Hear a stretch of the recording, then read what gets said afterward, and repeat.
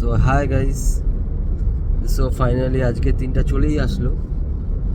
তো যাচ্ছি এয়ারপোর্টে, কলকাতা 7:45 ফ্লাইট।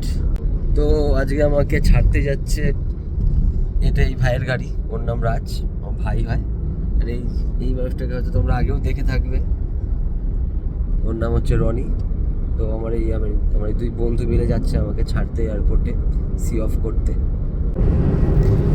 এই রাস্তা ধরে যখন আমি ফিরছিলাম দুর্গাপুজোর সময়, তখন কত এক্সাইটমেন্ট ছিল। এখন সেই সেম রাস্তা ধরেই আবার আমি যাচ্ছি, শুধু রাস্তাও এক, সবই এক, শুধু সময়ের ফের। এক্সাইটমেন্ট বলে তো কিছু নেই, বাড়লে মনে হচ্ছে যেন চোখ ফেটে কান্না আসছে। ফাইনালি দেখতে দেখতে এয়ারপোর্টেও চলে আসলাম। এখন এখান থেকে নেমে যেতে হবে। সো হাই, 1 ঘন্টা হয়ে গেছে এয়ারপোর্টে এসে বসে আছি। Flight 45 minute delay. আজকে আবার আমার ফ্লাইটটা connecting.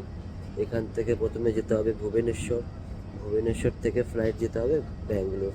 Already flight delay, so মনে তো হচ্ছে যেতে যেতে প্রায় 1টা বেজে যাবে ব্যাঙ্গালোরে।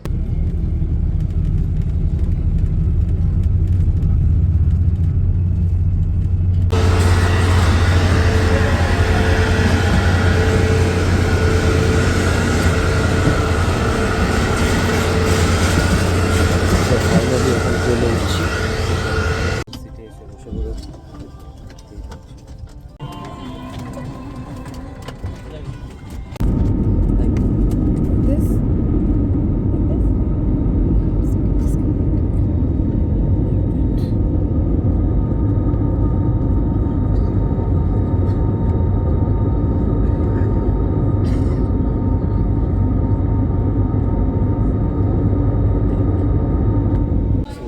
এখন আমি ভুবনেশ্বর এয়ারপোর্টে বসে আছি, আর আমি খাচ্ছি card rice.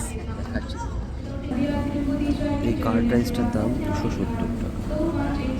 Can you imagine? এটাকে দই ভাত, তার দাম 270 টাকা। সো এখন ভুবনেশ্বর থেকে ব্যাঙ্গালোরে যাওয়ার পথে চলেছি। এখন যাচ্ছি লাগেজ রিক্লেম করতে, বেল্ট নাম্বার 6।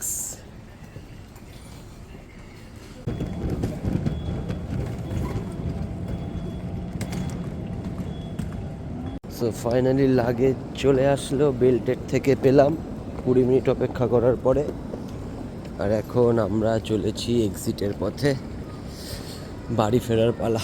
প্রচণ্ড ক্লান্ত, ঘুমে চোখ ফেটে যাচ্ছে। সো ফাইনালি বাস টার্মিনালে এসে গেছি। সো এখন এখান থেকে বাস ধরবো আর বাড়ি যাব। সো ফাইনালি বাসে এসে গেছি।